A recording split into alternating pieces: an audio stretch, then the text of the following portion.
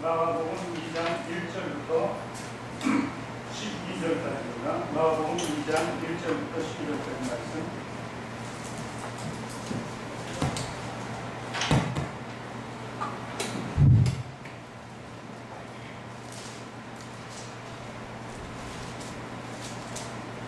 마가복음 2장 1절부터 12절까지 말씀. 신약성경 54면에 기록되어 있습니다. 54면.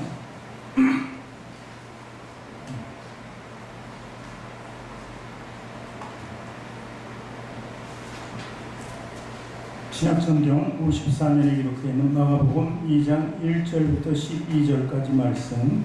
우리 한 절씩 교독하도록 하겠습니다. 제가 먼저 읽습니다. 수일 후에 예수께서 다시 가버나움에 들어가시니 집에 계시다는 소문이 들린지라. 많은 사람이 모여서 문안까지 들어설 자리가 없게 되었는데 예수께서 그들에게 도를 말씀하시더니 사람들이 한 중풍병자를 네 사람에게 메워 가지고 예수께로 올세.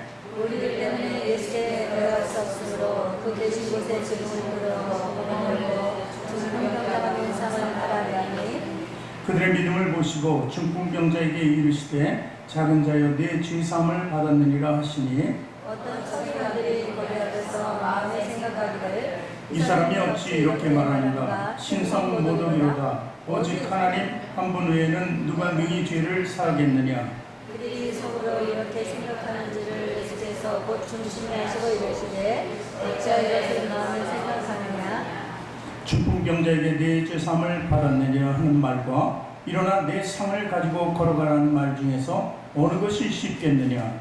그러나 여자가 땅에서 죄를 사한 문제가 있는지를 너희로 알게 하려 하시고 중풍병자에게 말씀하시되 내가 네게 이르노니 일어나 네 상을 가지고 집으로 가라 하시니 그가 일어나 그 상을 가지고 모든 사람 앞에 나가나고 그들이 다 놀라 하나님께 영광을 돌리며 이르되 우리가 이런 일을 도무지 보지 못하였다 하더라. 아멘. 두 손을 가슴에 얹고 저를 따라고 외우시기 바랍니다. 하나님께서는 나를 사랑하신다. 하나님께서는 나를 사랑하십니다. 하나님께서는 나를 존귀하게 여기신다. 하나님께서는 나를 존귀하게 여기십니다. 하나님께서는 나를 축복하신다. 하나님께서는 나를 축복하십니다. 하나님께서는 내 문제를 해결해 주신다. 하나님께서는 내 문제를 해결해 주십니다. 믿음의 고백이 되셨습니까? 아멘. 아멘. 우리 앞뒤 전후좌우 계신 분들과 인사합니다. 당신을 사랑하고 축복합니다. 사랑하고 축복합니다. 사랑하고 축복합니다. 사랑하고 축복합니다.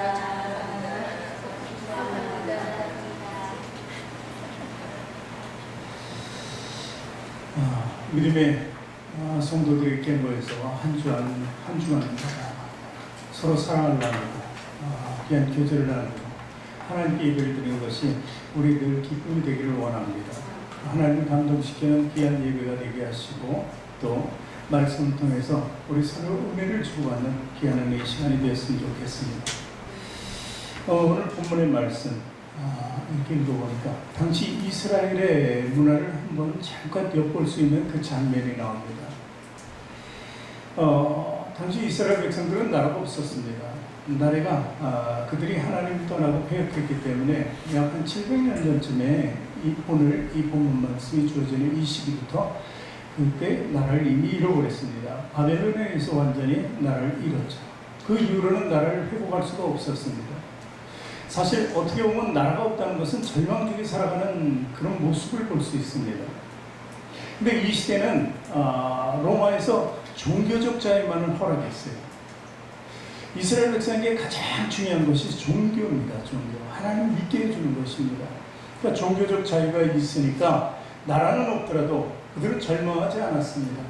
우리는 선민, 하나님의 택한 백성이고 우리 갈 길은 정해져 있는 것처럼 마치 구원받은 자의 소리를 냈기 때문에 사실 그렇게 절망적인 삶이라고 볼 수는 없었습니다. 그런데 사실 그 안에 모든 백성들이 그렇게 생각하지 않았기 때문에 정말 절망적인 사람들 있음을 또 우리가 분리해서 볼 수 있는데 그 사람들 중에 오늘 주인공 중풍병자가 절망에 빠진 사람이에요. 그 외에 이제 여러 가지 유형으로 볼 수 있는데 예를 들어서 세리와 창기. 세리는 매국적인 행위를 하기 때문에 주인이고 창기는 음란한 사람이기 때문에 또한 죄인이었습니다. 그 외에도 사마리아인이라고 해서 이스라엘의 양쪽 위아래 갈릴리 쪽하고 이런 유다와 이렇게 나뉘어진 가운데 있는 땅에 사는 혼혈 민족이 있었습니다. 그들은 부정한 민족이라고 그래가지고 그들도 절망중에 빠진 죄인이었습니다. 제가 지금 열거하는 사람들은 죄인이라고 낙인 찍힌 사람이에요. 그런데 또한 병자들까지도 포함시켜서 모두가 죄인이라고 이렇게 얘기했습니다. 중풍병자, 문둥병자, 뭐 이제 이민하면서 불구된 사람, 무천적으로 불구됐거나 뭐 이렇게 신체적인 장애를 가진 뭐 시각장애인이나 이런 모든 사람들을 청각장애인 포함해서 이런 모든 사람들을 죄인으로 취급했다는 사실입니다. 그러니까 절망 중에 있는 모든 사람들의 모습을 우리가 볼 수 있는 거예요. 성경은 이 사람들을 작은 자라고 표현합니다. 예전 성경은 소자라고 이렇게 얘기합니다. 작고 나이가 어려서가 아니라 불쌍하게 죄 안에서 살아가는 그 사람들을 소자라고 하고 작은 자라. 예수님께서 그들을 작은 자더라, 소자라 이렇게 또 일컫기도 했습니다. 어쨌든 이렇게 절망 속에 살아가는 사람들의 모습을 오늘 단편적으로 보여주는데 왜 절망하는가? 그것을 한번 들여다보기를 원해요. 먼저 우리도 마찬가지. 지금 이 시대나 그때나 그 전 시대나 성경 속에 인간이 존재하는 그 역사 속에는 항상 이 절망이라는 단어가 따라갈 수밖에 없었어요. 왜냐하면 우리 선조인 아담과 하와가 범죄함으로 말미암아 이 땅이 저주를 받고 저주받은 땅으로 추방당해서 사는 동안은 인간은 절망을 가슴에 품고 살 수밖에 없다는 것입니다. 그렇다면 오늘 본문 말씀에 왜 절망하는가 이렇게 보면은 2~4절에 보면 나옵니다. 이 중풍병자가 나을 길이 없는 거예요. 요즘에도 사실 과학적으로 미리 발견하고 약을 잘 쓰면 고칠 수 있는 병이었지만 그 시대는 정말 과학이나 뭐 의학이 암울한 시대였습니다. 한번 걸리면 이제 헤어날 수가 없다는 것이죠. 그래서 죄에 기인한다 이렇게 보는 것입니다. 지금도 마찬가지죠. 암으로 우리나라 국민의 3분의 1 암으로 죽는다고 합니다. 물론 하나님께서 120수라고 이렇게 정해놓으신 그 안에서 다 죽게 되는 건 현실입니다. 그러니까 모두 병들어 죽게 되는 것이 대부분이에요. 뭐 사고사도 있겠지만 자살도 있겠지만 그런데 이렇게 병들어서 죽는 모습 그것이 바로 병 들어 있을 때 죽기 전에 그 모든 삶이 자기 안에 마음속에 내재 있는 것이 바로 절망이라는 거예요. 절망. 사실 절망 속에 있지만 우리가 지금 현대는 의학으로 고칠 수도 있지만 하나님께서 역사하시면 고칠 수 있다는 것. 그래서 우리 그리스도인들은 그래도 절망 속에 희망과 소망을 가지는 거예요. 역시 오늘 중풍병자 역시 그 친구들과 함께 희망과 소망을 가지고 주님 앞에 나갔던 거예요. 그러나 그 전에는 이미 절망이라는 것이 눌려있기 때문에 어찌할 바를 몰랐던 그 모습을 볼 수 있는 것입니다. 또한 절망하는 이유는 사람들 때문에 오늘 절망하는 모습을 보여볼 수 있습니다. 그래 친구들이 4명이 각자 그 침상 4군데를 들고 들어가려고 했습니다. 예수님이 이미 오셨는데 방이고 뭐 바깥이 꽉 차 있는 거예요. 사람이. 그러니까 뚫고 들어갈 수가 없습니다.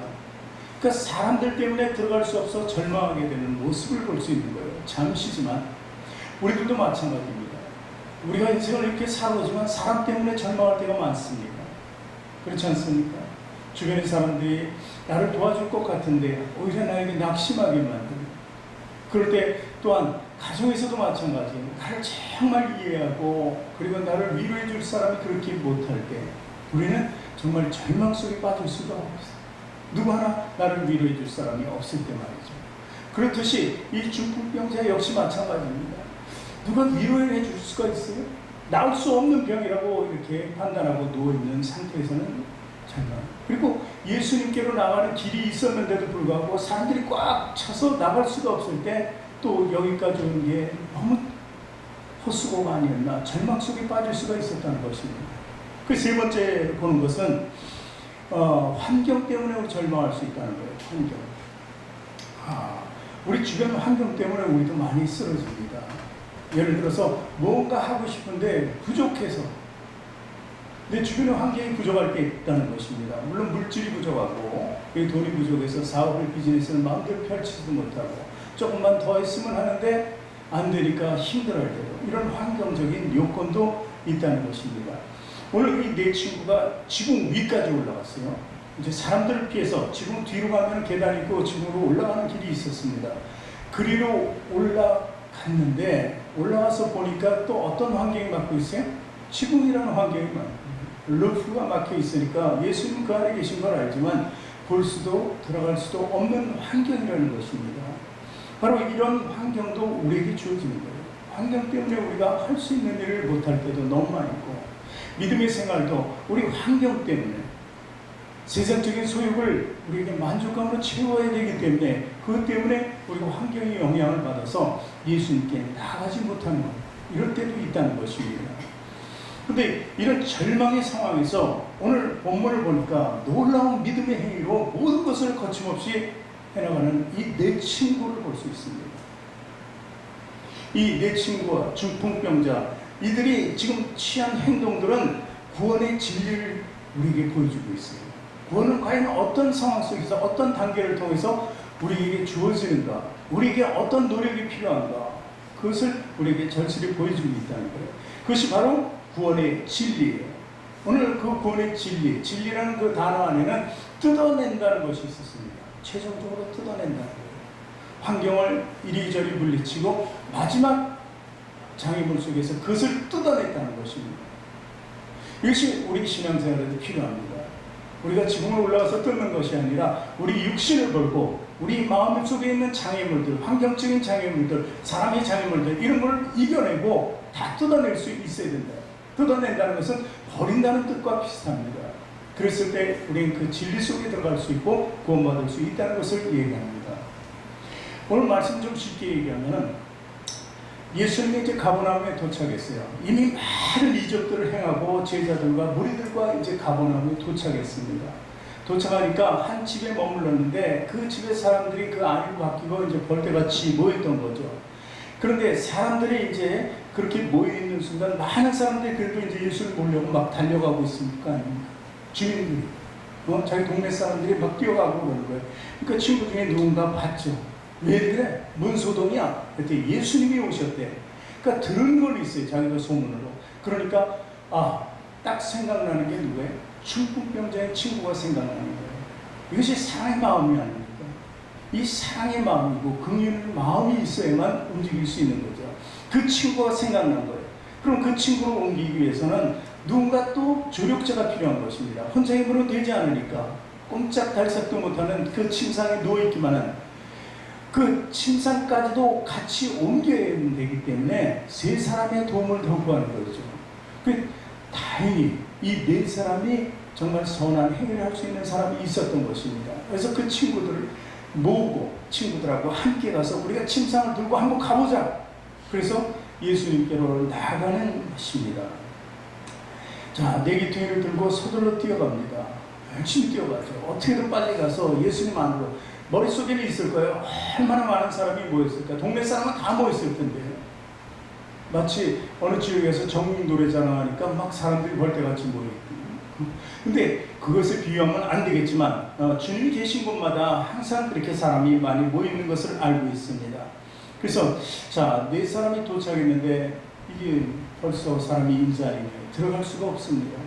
그런데 이 사람들은 이스라엘 백성 아닙니까? 집 구조를 너무 잘 알아요. 그 집에 대한. 그래서 그 사람들을 피해서 돌아갈 수 있는 게, 뒤로 가면 사람들이 뒤는 없잖아요. 다 앞에서 보려고 아우성 치잖아요.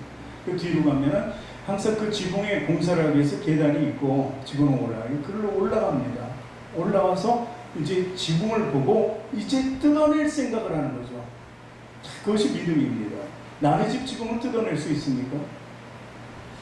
내가 손해를 보더라도, 이것을 물어주더라도, 우리들이 힘을 합쳐서 다시 지붕을 만들어주더라도 일단 지금 뜯어내야 되겠다는 거예요. 이 친구인 중풍병자를 어떻게 해서든 주님 앞에 보여야 된다는 사실. 그것만 머릿속에 있는 거죠. 사실 지붕이 이렇게 지금처럼 지붕이 이렇게 단단하고 견고한 건 아닙니다. 이스라엘의 그 집의 지붕은 대체로 이제 나무나 그런 것으로 처음 기초를 합니다. 벽은 아주 견고하게 세웠는데 그 위에 이제 벽돌을 흙으로 된 거죠. 거의 그런 것으로 바르고 좀 잘 사는 사람은 그 위에다 이제 대리석을 깔 수 있습니다.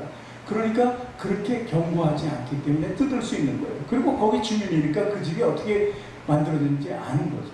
그래서 뜯어내고 내려가는 거예요. 자, 이것이 바로 구원의 진리를 얘기하는 거예요. 불가능한 같이 보이나 가능으로 만들어가는 그 과정이 있다는 것이죠. 우리도 사실 그렇게 믿음을 가져야 돼요. 불가능한 같으나 가능으로 우리는 바꿔가야 되는 거예요. 보세요. 부정적이잖아요. 친구가 있는데 그 4명이 들고 간다는 그 생각조차 하기도 힘들어요. 뭐하는 내가 그런 짓을 해? 나만 힘들게? 그리고 가봤자 사람 많은데 거기 가서 뭘 하겠다는 거예요? 이렇게 부정적인 마음을 생각할 수 있어요. 거기에 도착해서도 또 그렇습니다. 이미 들어갈 수 없어. 포기하고 돌아가자. 이랬어야 되는데 또 그들은 방법을 생각하는 거예요. 그래서 뒤로 돌아가서 지붕으로 올라가는 거예요. 그래서 지붕으로 올라갈 때는 이미 뜯을 걸 생각했겠죠. 아마. 그럼 올라가서 뭐 하겠습니까? 떼야 끝에서. 그러니까 지붕을 남의 지붕인데도 불구하고 뜯어내야 한다. 남의 지붕 뜯다가는 아주 경을 치게 되겠죠. 그런데도 불구하고 사실 뜯어내면 밑에 있는 사람들이 얼마나 불안하겠습니까? 막 떨어질 거 아니에요. 그런데도 불구하고 그 사람들의 비난과 모욕, 욕 이런 거를 감수해서라도 우리 친구를 살리겠다는 그 일념밖에 없었던 거예요. 친구를 살리겠다 제가 얘기했는데 그것은 뭐예요? 중풍병에서 낫겠다는 의도보다는 죄사함이 있었던 거예요. 죄사함. 그래서 이런 부정적인 생각을 다 버리고 합니다. 불가능을 없애버리는 거죠. 우리도 인생 살아가면서 얼마나 많은 불가능이 우리에게 다가옵니까? 사단을 통해서 우리에게 도전을 시키는 거예요. 우리 힘으로는 할 수 없어요. 사단이 조금만 주는 힘도 우리는 막아낼 방법이 없어요. 근데 왜 사단이 그런 것을 주냐면 우리 속에 하나님이 계시기 때문에 그 연약한 믿음을 가졌을 때 쓰러뜨리고 싶은 것이 사단의 욕구예요. 우리가 죄에 있을 때는 사단이 우리를 공격 안 합니다. 빠져있는데 뭐하러 공격해? 한편인데. 근데 우리가 예수님을 믿고 하나님께로 나갈 때마다 사단에게는 우리가 적이 되는 거죠. 적이 되었는데 정말 견고한 강한 군사로 키워지기 전에 성장하기 전에 공격해서 우리를 무너뜨리고 싶은 거죠. 우리는 더욱더 견고한 진을 칠 수밖에 없는 거죠. 그가 공격한다고 해도 우리 굳은 믿음은 그것을 이겨낼 수 있다는 것입니다. 이것을 오늘 말씀을 통해서 보여주는 겁니다. 완전히 마비된 이 친구를 위해서 이 4사람은 헌신하는 거예요. 수고하는 거예요. 무너져야 되는데도 불구하고 변상해야 되는데도 불구하고 그 희생을 감수했다는 사실입니다. 어쩌면 우리가 구원의 진리에 도달했다면 우리가 복음 전도에도 이런 희생과 수고가 필요하다는 것을 깨달아야 된다는 것입니다.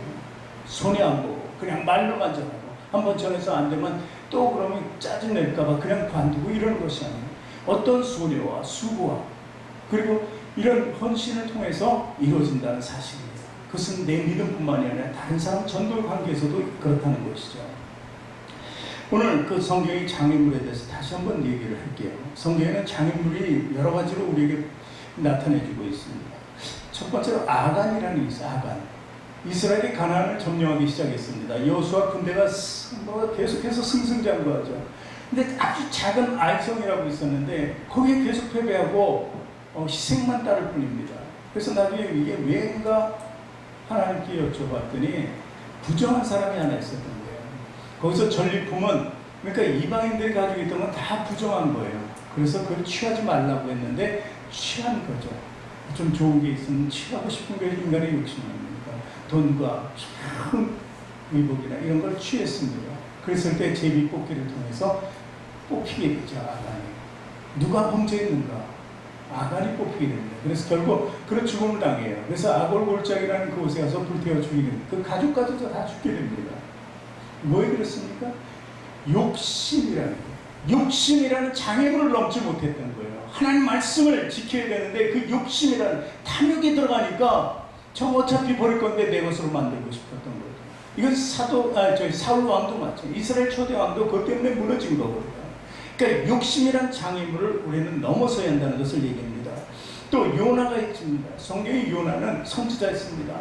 하나님께서 그에게 적국이지만 비록 니느웨이라는 아수라는 나라의 수도에 가서 복음을 전하는 그때 복음이 없었죠. 그들에게 구원을 선포하라고 이렇게 얘기합니다. 그런데 왜 적국인데 내가 가서 그들을 구원하야 됩니까? 우리를 구원하고 저들을 멸망시키는 게 하나님의 일이 아닙니까? 왜 그랬나요? 미움 때문에 그런 거예요. 미움. 적이니까 미운 거예요. 요즘에 일본 제품 불매 운동 하잖아요. 그럼 왜 그래? 미워서 그러는 거예요. 미워서. 그러니까 미워하기보다는 후에 대처 방법을 잘 해서 우리가 막을 수 있는 길을 여는 것이 더 중요합니다. 쓸데없이 미워할 필요까지는 없어요. 근데 이 미움이라는 게 들어가면 그 장애물 때문에 앞을 넘어갈 수가 없어요. 그것 때문에 하기 싫은 거예요. 어떤 사람 원수 같은 사람 있는데 전도하라 그래요. 절대 안 갑니다. 절대 안 가요. 왜 거기를 가나요? 그 이미 장벽이 세워지는 미움이라는 장벽이라는 것이죠. 미움은요, 하나님의 사랑과 완전히 반대에 있는 것을 우리가 알아야 돼요. 미워해서는 안 된다는 사실입니다. 그래서 미워한다는 그 장애물이 있게 되고, 또 장애물 중에 하나는 의심입니다. 예수를 믿는다. 하나님께 나온다. 근데 그 믿음에 의심 있는 사람이 많아요. 정말 있나? 정말 없나? 나와봤자 시간만 버리고 손해보는 거 아니야? 헌금하면 물질까지 또 두 가지로 손해보는 거야. 이렇게 의심이 자꾸 생기는 거예요. 기도하면 이루어진다는 것도 의심이 나니까 그 의심하는 기도가 되어버려서 응답을 받지 못하는 거예요. 그러니까 스스로 함정이 빠지고 말게 되는 그 신앙인이 되는 것입니다. 도마도요, 의심했어요. 예수님 부활해서 앞에 계신데도 난 믿지 못하겠다는 거예요. 내 손가락으로 그 창에 찔린 자국 한번 넣어보겠습니다. 그럼 내가 믿어지겠습니다. 이 죄전데도 믿음을 가지고 부활을 예고하시고 부활로 나타났는데도 불구하고 의심했던 도마를 볼 수 있습니다. 그러니까 의심의 장애물도 있다는 것입니다. 근데 정말 중요한 장애물이 있는데 이 성경에 대마라는 사람을 통해서 알 수 있어요. 대마는요, 사도 바울이 능력하고 사람들이 굉장히 인기가 있을 때는 그때는 딱 붙어가지고 자기가 동역자였냐 이렇게 행했습니다. 물론 그게 진실이었을지도 모르죠. 그런데 사도 바울이 매 맞고 감옥에 갇히고 이런 것을 거듭하니까 이제는 나는 더 못 견디겠다. 이건 아닌 것 같다. 그래서 다시 세상으로 돌아왔다는 것입니다.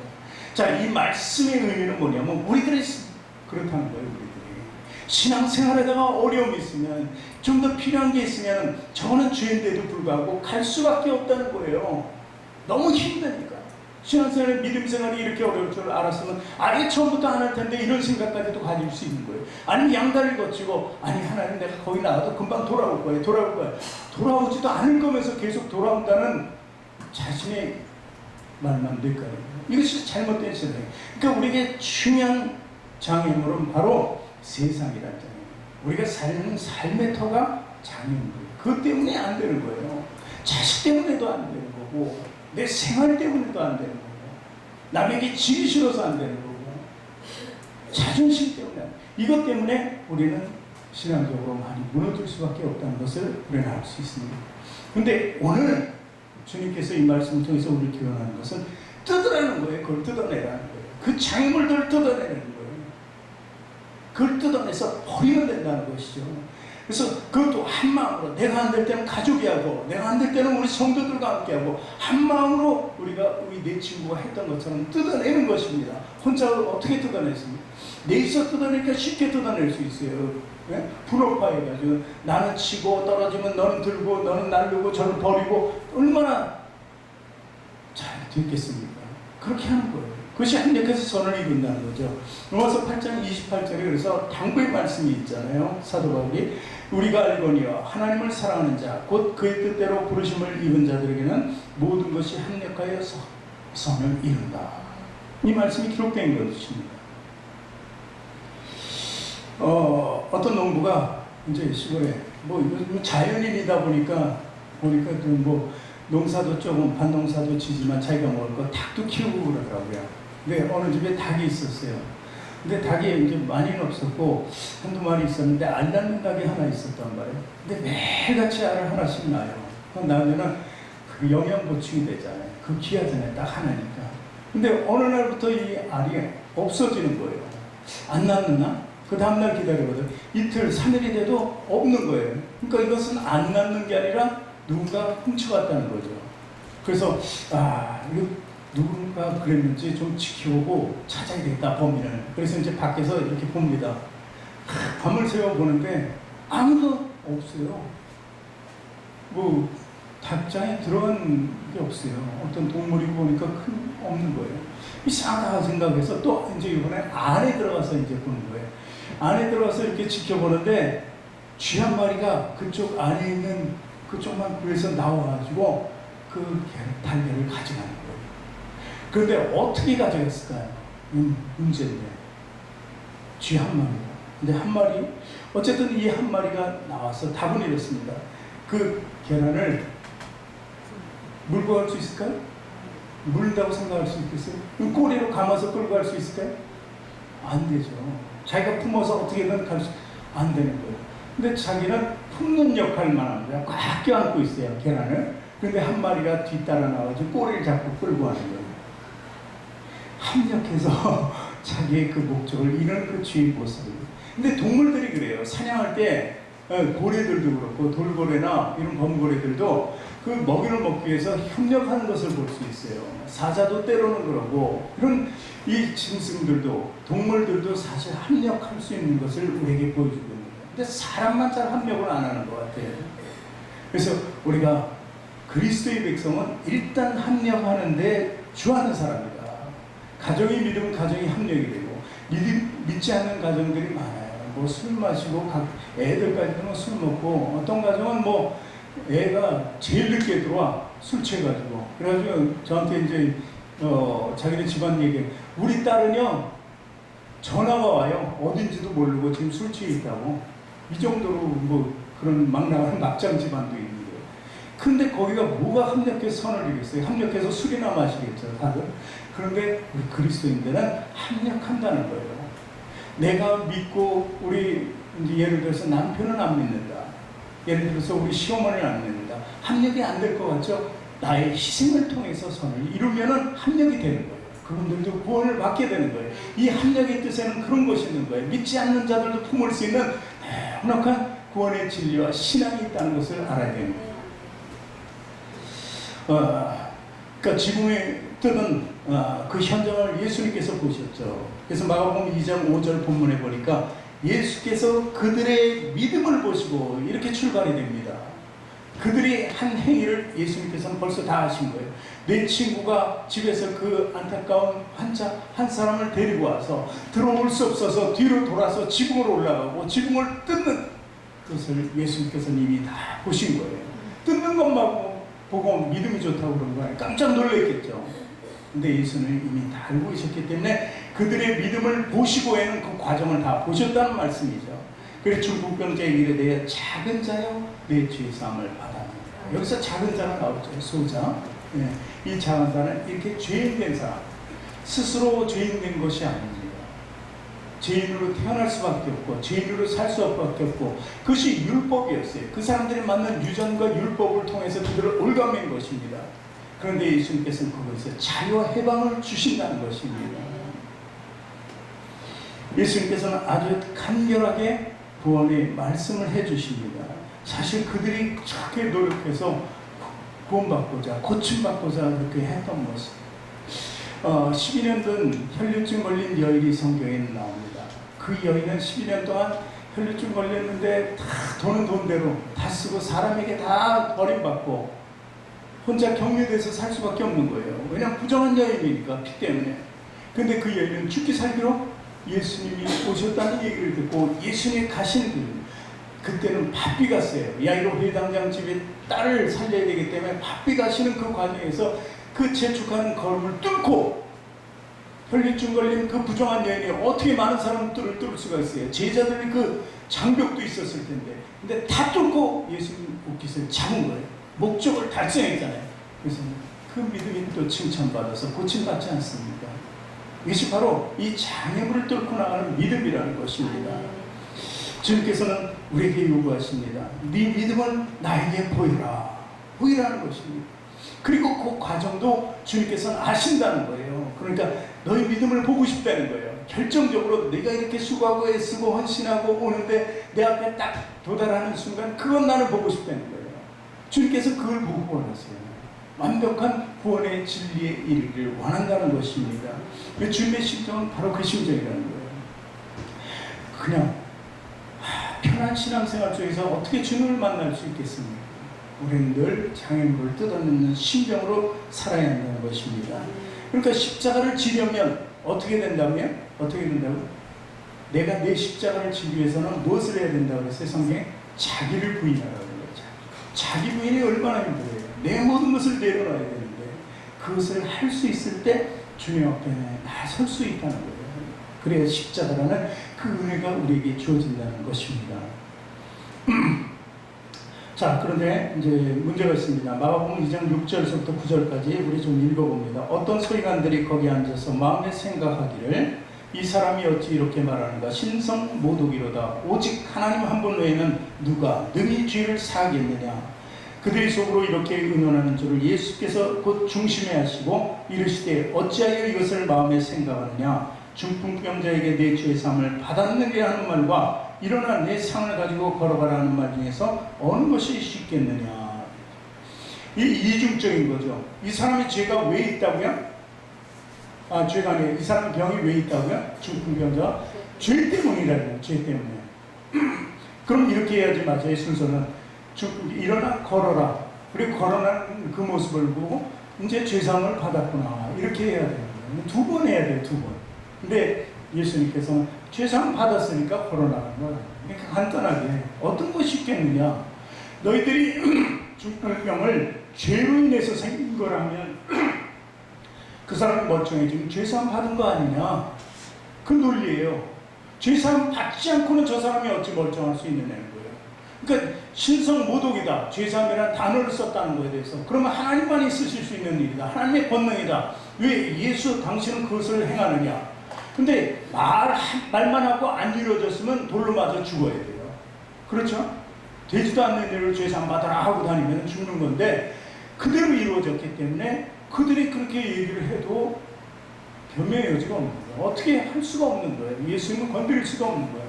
그러니까 하나님의 아들이고 그분 하나님 한 분 중에 예수님이신 것을 그들도 인정할 수밖에 없는 거예요. 물론 입으로는 그렇게 얘기 안 하죠. 그러나 그들도 깨달음이 있었던 거예요. 그리고 예수님은 내가 세 분 하나님 중에 한 분이시다는 것을 보여주고 계시는 거예요.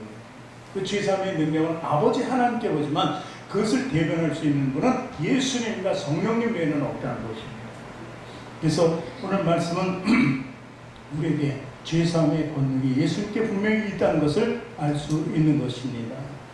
사실 죄를 분리해서 생각하지 않았던 것이 당시 사회예요. 모든 자주는 죄 때문에 됐다. 이게 아주 그냥 입에 붙었어요. 유전처럼 율법으로. 그래서 어떤 자가 이제 선천적으로 장애를 가지고 있다. 그럼 누구의 죄? 부모의 죄. 후천적으로 장애가 됐다. 뭐 사고가 나거나 다쳤다. 그러면 자신의 죄. 이렇게 해서 아주 교묘하게 전부 다 엮어가는 그 시대였다는 것입니다. 그러니까 병이 걸린 것은 후천적인 것이 거의 맞잖아요. 그러니까 그들은 자기 죄 때문에 그런 거다. 이렇게 보는 것입니다. 오늘 본문에 나오는 중풍병자는 후천적인 질환이었습니다. 사실 모든 사람들에게 보기에. 그러니까 그 자신의 죄였다는 거예요. 근데 예수님은 그를 죄사함과 그리고 온전하게 강건하게 만들어 주심으로 인해서 그것이 하나님의 능력으로 해서 왔음을 모든 사람들에게 보여주는 것입니다.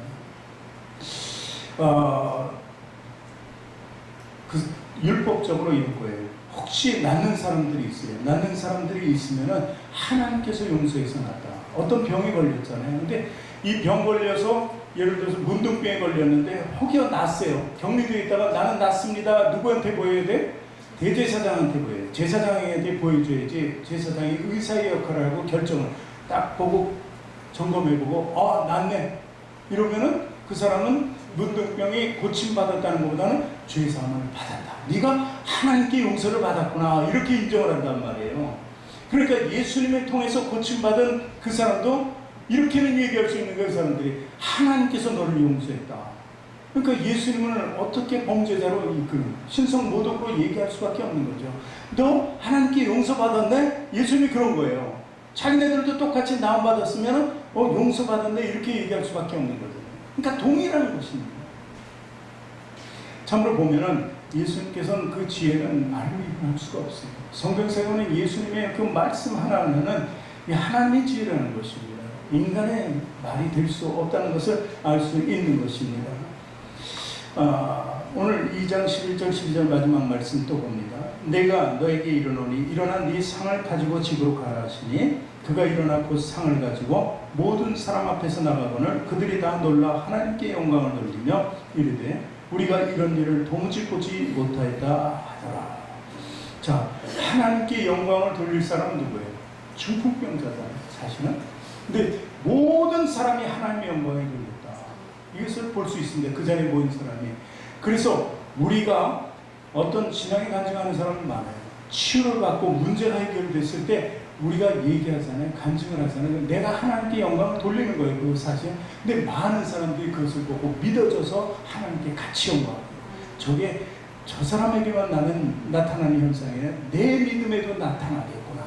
그런 것을 서로 아멘으로 화답하고 서로 할렐루야 하면서 같이 그 기쁨을 누리는 거예요. 그래서 합력하여 선을 이룬다 하는 것입니다. 나훔서 1장 13절을 한번 보겠습니다. 나훔서 1장 13절. 같이 읽을까요? 이제 네게 지은 그의 멍에를 내가 깨뜨리고 네 결박을 끊으리라. 이것이 바로 예수님의 구원의 방법입니다. 육신적인 것, 그게 문제가 아니라 영적인 것을 통해서 육신적인 것까지 해결해 주시는 우리 주 예수님을 우리는 만날 수 있는 것입니다. 오늘 여러분들 가로막는 장애물들 다 있을 겁니다. 어떤 거는 아까 얘기했던 아간과 같은 욕심일 수 있습니다. 또 요나처럼 미움이 있습니다. 또 동화처럼 의심이 있고 대마처럼 아직도 세상 때문에 세상 일이 더 급한 거예요. 그래서 세상을 부여잡고 영원한 그런 모습을 우리가 가지고 있을 수 있어요. 그러나 이제 우리 그 내 친구가 그 지붕을 뜯어내고 믿음으로 주님께 나오는 것처럼 우리도 다 뜯어내버려야 돼요. 아직 남아있는 장애물이 있다면 욕심이 있다면 욕심을 버려야 되고 미움이 있다면 미움을 사랑으로 바꿔야 되는 거예요.